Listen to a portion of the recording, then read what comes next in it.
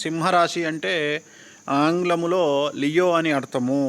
మఖ 1, 2, 3, 4 పాదములు, అలాగే పుబ్బ 1, 2, 3, 4 పాదములు, అలాగే ఉత్తర 1వ పాదము, అలాగే ఆదాయం 5, వ్యయం 5, రాజపూజ్యం 7, అవమానం 7. సో సమాంతరంగా కనిపిస్తూ ఉంది. ఈ సంవత్సరము సింహరాశి వారికి ఉన్నటువంటి పెను సవాలు, పెను సంచలనం ఏమిటంటే అష్టమ శని నడుస్తూ ఉంది. అష్టమ శని ముళ్ళుతోటి సమానము.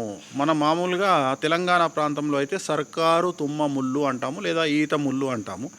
అది దిగితే కాలుకు, అది గుచ్చుకుంటే కాలుకు చాలా సమస్యలు ఉంటాయి. అదేవిధంగా అష్టమ శని అనేటువంటిది కూడా చాలా చాలా తీవ్రమైనటువంటి సంచలనాలను, సమస్యలను క్రియేట్ చేస్తూ ఉంది. మరీ ముఖ్యంగా కన్నుకు సంబంధించి, అలాగే ఉదరానికి అంటే కడుపుకు సంబంధించినటువంటి సమస్యలు రావడం అనేటువంటిది గమనించాల్సి ఉంటుంది.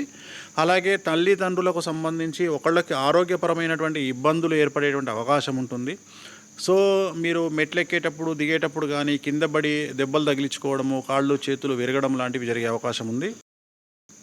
కుటుంబంలో పెను సంచలనం జరిగేటువంటి అవకాశం ఉంది.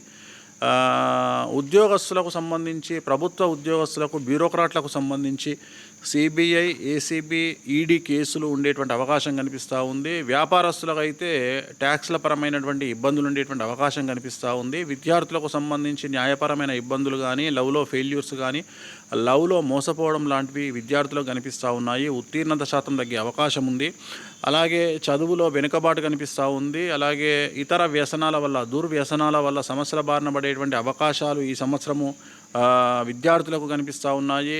వ్యాపారస్తులకు సంబంధించి చాలా వరకు ట్యాక్స్ల పరమైనటువంటి, ప్రభుత్వపరమైన ట్యాక్సులు, income tax, sales tax, commercial tax, ఇలాంటి ట్యాక్స్ల పరమైనటువంటి ఇబ్బందుల వల్ల నష్టపోయేటువంటి అవకాశం కనిపిస్తూ ఉంది. బంధువర్గంతో కొద్దిగా నరదృష్టి ఎక్కువగా ఉంటుంది.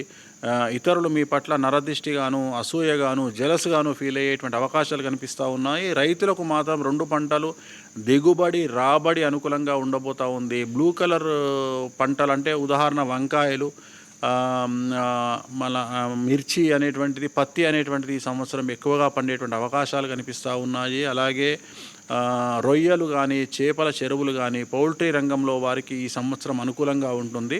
సో వీళ్ళు చాలా అనుకూలమైనటువంటి ఆదాయాన్ని పొందుతారు వాళ్ళ వ్యాపారాల ద్వారా.